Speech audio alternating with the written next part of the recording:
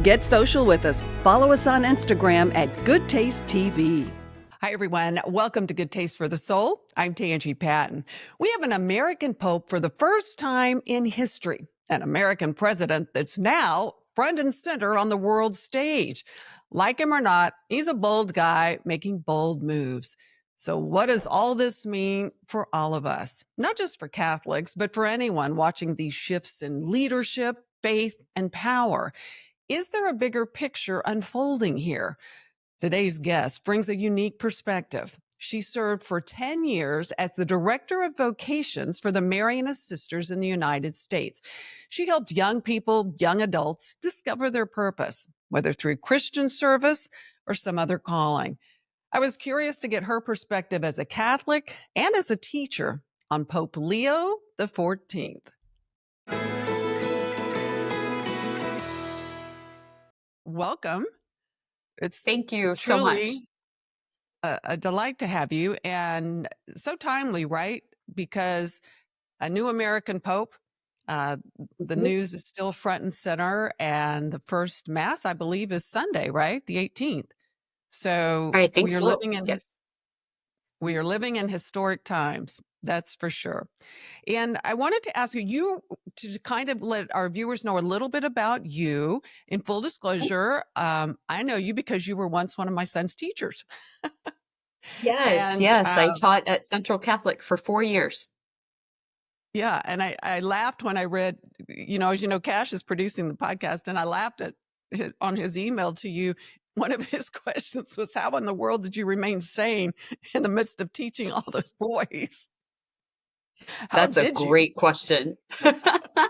Well, I tell you, I really enjoyed that job a lot, but I was in my young 20s at the time, and my first year was so difficult. So difficult because I was young and Yeah. naive and nice. But then I learned how to be a little bit more structured and to keep a boundary between myself and the students, and that made it a little bit easier, although it was probably more difficult for my students at that time. But I really enjoyed that job. Well, he enjoyed having you, and I guess we all learn, no matter how old we get, that the boundaries and rules are a good thing in life, right? We all need Mm, them. We all need them. absolutely. Well, tell me a little bit about the Marianists. So you've stepped back recently, but you for 10 years ran the Marianist Sisters nationally, right? For Well, those the who don't know, vocations tell us efforts. the vocations efforts. Well, tell us a little Mhm. bit about the Marianists Okay. themselves and what the vocation efforts were. hmm So Are. the Marianist Sisters are part of a larger family called the Marianist family, which is the Marianist brothers and priests who own and run many schools in the U.S., including Central Catholic and St. Mary's University. And then you have the Marianist Sisters, and then you also have lay Marianists. And what that means is that we profess the priest and brothers and the sisters, we profess vows of poverty, chastity, and obedience, and live in community in order to continue the mission of the Marianist family in a particular way. And we see our mission as continuing Mary's mission of bringing Jesus into the world as Mary did in community. So we build community, we educate in faith. The sisters have a special emphasis on youth and women and the marginalized, especially the economically disadvantaged. Um, so that's us in a nutshell. And we're worldwide. We're not just in the US. We are in 17 different countries. But here in the US, we're pretty small. And my role as vocations director was to meet with young adults and young people who are considering their path in life. Like, where is God calling them to go, or who is God calling them to be? What are their gifts and talents, and how do you meet the needs of the world with the gifts and talents you've been given? And some of those young people were considering or are considering becoming a Marianist sister or becoming a Marianist brother. and some are not. But I have a passion for helping young people find their path in life, listening to their dreams and helping them discover who they are and their gifts and how to address the needs that they see around them. Well, I love what you said because I guess I hadn't thought of it in that way. Helping them understand and know how to meet the needs of the world with their gifts and talents. That's a beautiful way of thinking of all of us in terms of purpose, right? Yeah, I mean, and that's there's a scholar by the name of oh my gosh, his name totally escaped me just now. But the way that he defines vocation is where the world's deep needs meet your greatest joy. So what brings you joy and how that meets the needs of the world, that's your vocation, that's your call. Um, and so helping people discover that. And I will remember his name at some point. That's okay. That's okay. Mm. It's still a beautiful premise. I love it. Hmm. Everyone needs to find their bliss, their joy, right? Why else are we Absolutely. here? Frederick Buchner, that's his name. There you go. There you go. I find the older I get, the memory file it gets deeper and deeper, and sometimes it takes a Yes. while. Well, let me get your reaction because the new pope, the news that he's an American, was big news. What was your reaction when you first heard? Well, I was here in my office at St. Mary's and I had two coworkers and three students in here. We were watching my little laptop screen. And honestly, all of us, our jaws dropped and we're like, did we hear that right? Wait, who is this? He's from the United States? What? I was stunned. I had Mm, in my wildest dreams, I would not have guessed that the new pope would be from the United States. And then I had the thought, oh my God, before I realized who he is, I thought, oh my gosh, do I know him? Have I met him? Because I bet. there are some Yeah. Americans who are cardinals that I've met before, but uh, Pope Leo I have not met. But it was a stunning moment. Yeah. All of my friends that Exciting. are Catholic are thrilled. Yes, exactly. Mm. Exactly. How do you think him being an American is going to impact his role on the world stage?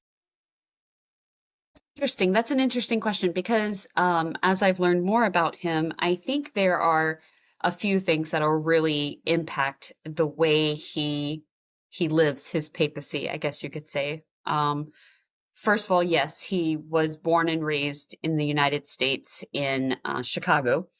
And so that Midwestern Catholic worldview is probably a great influence in his life. But then you also have the fact that he is a religious. He is part of the Augustinian order, which is, Pope Francis was a Jesuit. I'm a Marianist. There are Franciscans. He's an Augustinian. And so you have that worldview. But then you also have the fact that he lived in Peru for a number of years, for decades, and ministered among the people in Peru and was a very strong advocate for the indigenous population there. So you have the confluence of all of those things. So I think it's remarkable that he is from the United States and that he does bring that with him, but there have also been other influences that shape the way he lives that out.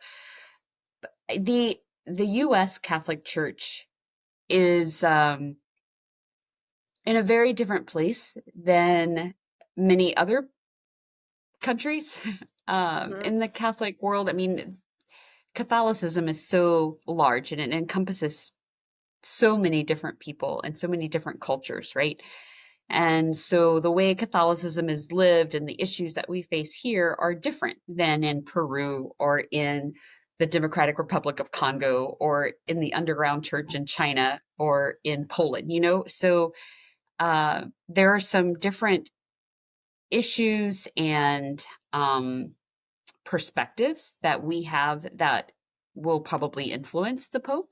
But I think that'll be um, softened, not softened, but countered by his experience in Peru. So So yes, he does come with an American or a North American mindset, but then there's also he comes with different influences as well, which I think will be helpful. We've not had, obviously, we've never had a pope who understands really the culture here in the United States as well as he probably does, which I think will be helpful. But it'll also be helpful for him that he's had experience outside of the US because uh, the church is not the US, you know? No, So, absolutely, absolutely. I have a dear friend. She's American, but she's lived in Rome for 20 years. She actually worked in the Vatican news division, media office for a while, and now she works for the United Nations. And a lot of her work and focus with what they do with her is in Africa, and the stories she has of the poverty, the Christians being killed. I mean, things going on there. I think to my point being, as Americans, I don't know if we realize how different our life is than so many of these other countries, right? Um, mhm. we do live in one of the greatest, if not the greatest country in the world. Yes, we have problems, but as Americans in general, there is a different reality for many of us when you compare to some of these other countries. And don't you think it's a great dynamic that he has both experiences and knowledge of both, right? Because it does bring all of our life experiences affect who we are. Mhm. Absolutely. I think that's wonderful. Um, yeah, I think that'll serve us well. We'll see, but I'm excited to see where he takes us.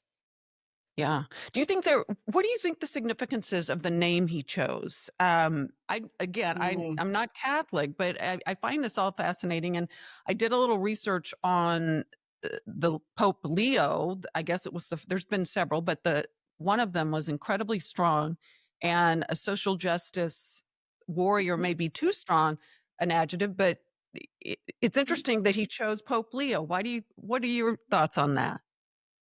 Well, he actually gave a talk about why he chose his name, and I didn't watch the whole thing, but I knew when they said his name, Leo the 14th, I thought, oh goodness, Leo the 13th, so the one just prior to him, the last Leo, wrote a letter to the whole church, which is called an encyclical. So he wrote an encyclical called Rerum Novarum. That's the Latin name. And it was all about workers' rights. It was written during the Industrial Revolution, right? And it was really helping the church to see that we have a social mission, that we need to ensure the care of the worker, and that workers have rights, and that people should not be exploited or mistreated, and people deserve dignity and what a living wage, those sorts of issues. And what Pope Leo the 14th, our newest Pope Leo, has said is that he chose his name to tap back into that, into the work of Pope Leo the 13th, that he set us on a course as a church in terms of our social doctrine.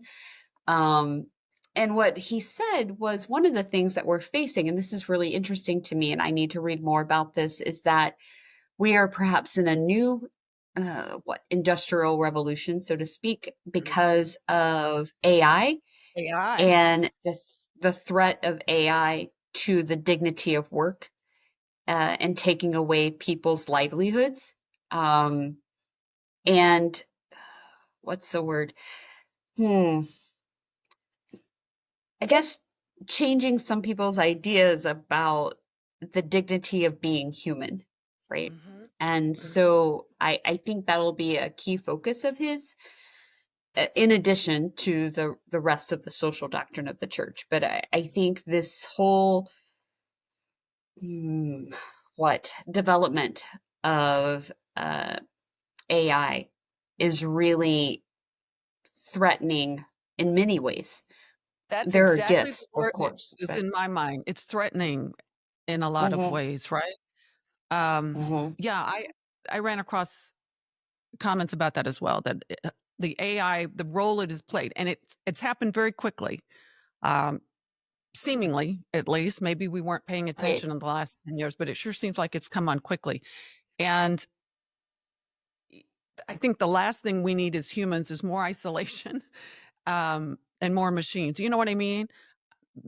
Oh, yes. There, hmm I just think as a country, we've gone through an interesting time as a world with COVID and dealing with so many different emotions and situations that were new and so debilitating for so many, right? And this hmm AI has the potential to create a whole new, it has a lot of wonderful things, don't get me wrong, but the thought, uh, the workers' rights, the job, the dignity that comes with having a job, hmm and the ability to replace a human with a machine, you know, as an unreal person on a phone even. Um, Right. those I would think have some Right. interesting implications. Uh, hmm Also wanted to ask you about, I'm not, I don't think it's a coincidence in the big picture. The timing is interesting. I don't know if it means anything, but it is interesting. We're at a time now where this country with the new president is, I mean, we've got this big world tour of the Middle East and whatnot, these very powerful Arab countries over there. The United States seems to be making more of a statement on the world stage in terms of leadership.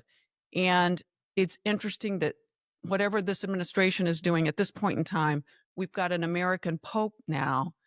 And I read this morning that our Secretary of State and Vice President are going for the first Mass.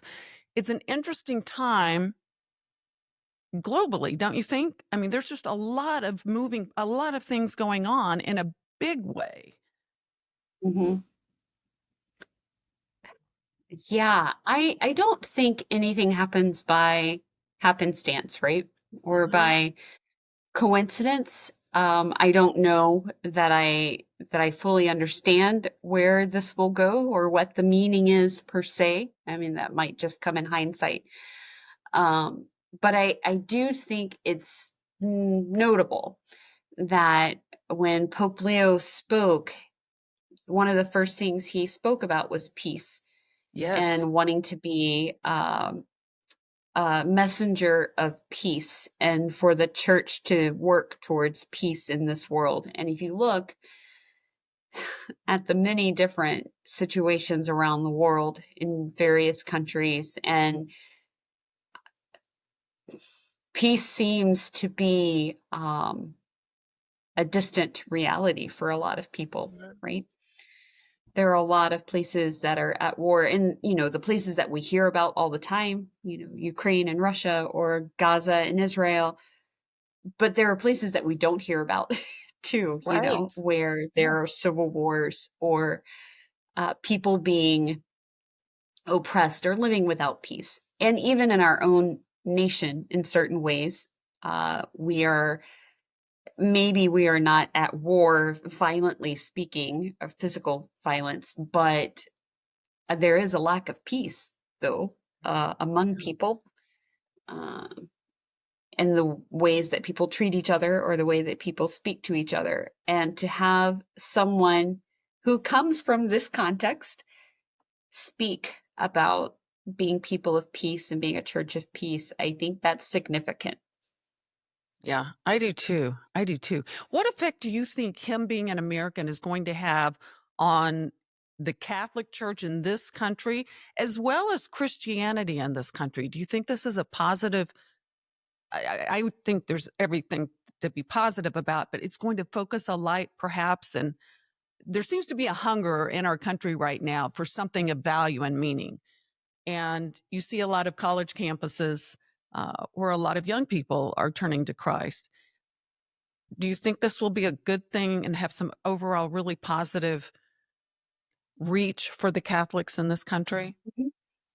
I think it could, not just for Catholics, but for all people of goodwill, so to speak, which is how a lot of encyclicals begin. Um, I think so. I don't think it'll come quickly, but I think it could be very good. One of the things I'm heartened by is the fact that, um, our nation is so divided.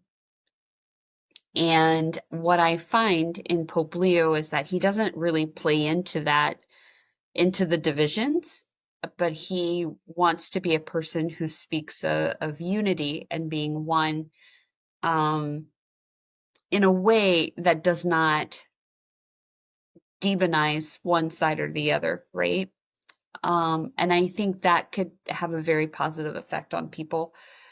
Uh, that remains to be seen. But I think that's the impact I'm hoping to see, I suppose, here in this nation, and around the world too. But I guess I'm more focused on some of the divisions that exist here and the possibilities that he seems to represent to me. Yeah, it is a divided time. It's unfortunate. We have a lot more in It common, I is. think, um, than we do differences. What are some of the, I guess, Marianist values uh, and missions that you would like to see the Pope embrace? What do you think? What do you hope takes Mhm. center stage in that? Well, I think that, and this is not just a Marianist value, I suppose, but one of the things I think that will be um, influential in his papacy is the fact that he is a religious, right? That he comes from a religious order, the Augustinians. And one of the values that's prevalent or that we hold in high esteem in the Marianist tradition is the value of community. And I guess in the church, it's right now we've been focused on synodality. I don't know if you've heard that term, but the idea of bringing voices to the table for conversation as we move forward. Um, so, what I'm hoping for is the fact that him being a religious continues that sense that Pope Francis had about bringing different voices to the table, being one united community, um, building bridges, building relationships, being people who really seek to encounter another person. Mhm. Um, the importance of relationships and the fact that our faith is grounded in a relationship. It's a relationship with Jesus, right? It's not about exterior structures or uh, rules necessarily, like not as the primary focus. It's grounded in a relationship, and that relationship should inform all relationships. And so what I'm hoping for is that to come to the forefront, I suppose. Mhm. It kind of takes me back to, well, it's Jesus and why he came, right? Um, Hmm. there's a scene in a series that got incredibly popular, I guess maybe during COVID, The Chosen. Have you watched any of it Mm-hmm. at all? It's so good. I And have watched about 2.5 seasons. I haven't finished it. well, the first two I think were probably the best, but I haven't totally finished it either. But there's a scene in my mind that I'll never forget. It was so well done. I think because it was is how you could imagine it happening in the Bible. When Jesus met Mary in that bar and put out his hand to her. You know what I'm saying? Mm-hmm. In that culture at that time, women had no value in terms of prominence, in terms of a lot of things. And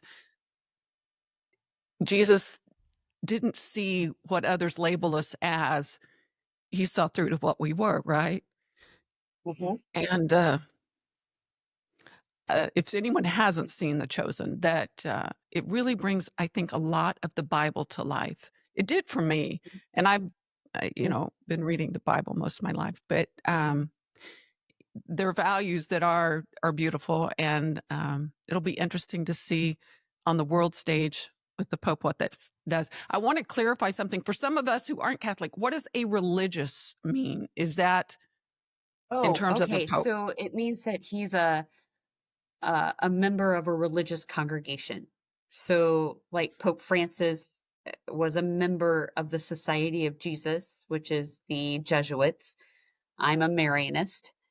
Um, he's an Augustinian, and there's Franciscan. So anyone who belongs to one of those uh, congregations or orders is Mhm. called a religious. Okay. I So was there are listening. in the Catholic Church, there are priests who are not religious. They're called diocesan. So they're under the bishop, and mostly are in parishes, or administrative work in the diocese. And then you also have religious congregations, like the Marianists or the Jesuits or the Augustinians. And that's a totally different structure. They're not necessarily under a bishop, they're under a superior, and sometimes they're international, or they're just in the US or just in a certain country. So it's a different structure still in the Catholic Church. Okay, gotcha. I wanted to ask you too, because we talked early on about you used to teach my son, and he's always remembered a story you told about an angel encounter. Can you share that with us? And Sure. do the Catholics Yeah. believe in angels? Oh, yes. Yeah, because Absolutely. I have found Hmm. we did a segment not too long ago, and there are there are some, I think, not Catholic necessarily, but in the religious community that I don't know. Angels for some was a contradictory term, or maybe a controversial term. Not greatly, but somewhat. Hmm. So, okay. That being said, so angels believe Catholic believe in angels. It must have been viewer Yes. feedback I got, and who knows what it was or what it not. But it was in. I found it kind of interesting. So, tell us about your angel encounter. So I don't know that that's what it was, but Right. I, uh, let me tell you the story. So I was in college, and a friend of mine and I were driving on a two-lane highway on our way to San Antonio for the weekend. And um, I got a flat, we were on our way to his grandparents' house, and I got a flat tire, and there was no one around, nothing around. We were practically in the middle of nowhere on this two-lane road, and it was the time before cell phones, and so we had to try to put the spare on ourselves, which I had actually never done before at that time, and neither It's had not he. easy. No, it is not easy. So pull the car off into the dirt because that's all there was. There was no shoulder. Um, and we jacked up the car, and then I'm trying to get the tire off, which is really difficult. And I just was Yeah. not having very much success at all. And a car came up like behind us. Um, and a gentleman got out of the car and asked if we needed help.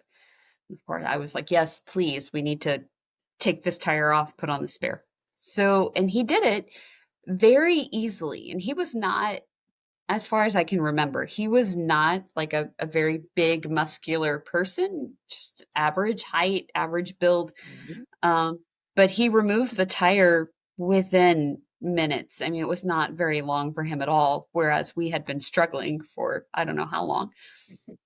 He put on the spare, and I turned my back for a moment or something, and then I turned back around, and he wasn't there.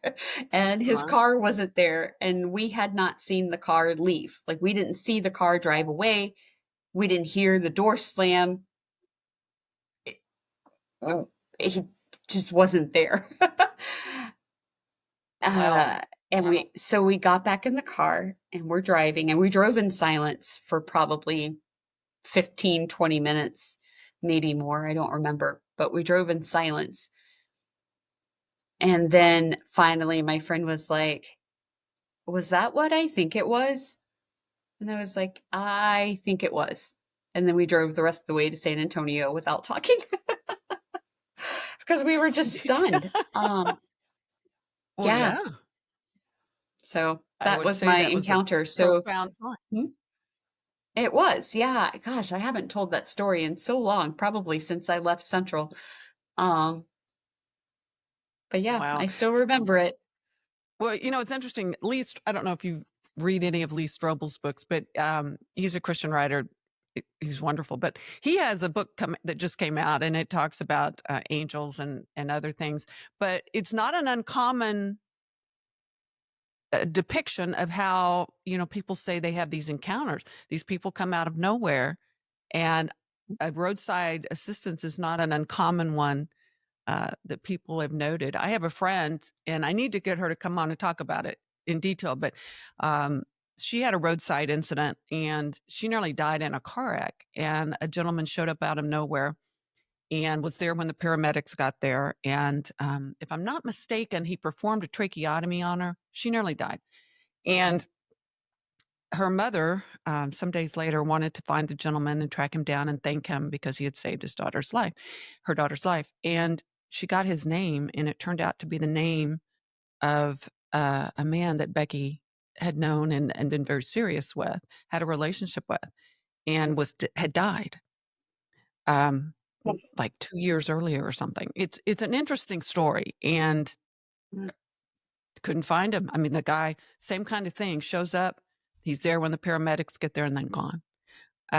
Who knows? But they're beautiful to think about and to imagine that. I believe we're surrounded. I think we're protected, but I appreciate you sharing your story. Oh, sure. Absolutely. Thank you for asking me to share it. It's been a long time since I've thought about it. Yeah. Well, I enjoyed hearing about it. It's a wonderful story, and I enjoyed talking to you. Is there anything I didn't ask you about um, that you'd like me to? Any thoughts on the new pope that we didn't cover? I don't think so. I don't think so. Thank you Well, for thank you. asking. It Mhm. was a pleasure to see you again after all these years. And I have to Yes, thank you as a absolutely. mom for being a wonderful influence on my son, and for all you've done for so many. I mean, so many of the kids you've worked with now are Mhm. adults and living their lives, and Yes, they thank are. God for the Marianist, truly. Well, thank you so much, sister. And if we can ever do anything for you all on this end, please feel free to reach out. Thank you so much. I really appreciate it. I've enjoyed this conversation. I have too. I have too. Well, have a wonderful weekend, and I guess the first mass will be televised, right? Hey, yes. Hmm. Perhaps. Or if not on like network TV, you can probably find it on Vatican News on their YouTube channel. Yeah, I bet so. Well, thank you so much. Mhm. Have a wonderful day and a good weekend. Thank you. You too. Take care. Bye bye. All right. Bye-bye. We really are living in interesting times, aren't we? I don't think it's a coincidence that we have an American Pope at the same time when we have an American president, a new American president, making really bold, big moves in places around the world where we've been taking more of a back seat. There's definitely a shift, in my opinion, going on of some sort. I just recently completed a BSF study on the book of Revelation. And as a Christian, I do believe this world as we know it will come to an end. The only real answer for any of us, for all of us, is love. And we all know where that comes from. It's a fascinating time to be alive, and I'm grateful to have a seat at this point in history. Have a great day, everyone. We'll see you right back here on Good Taste.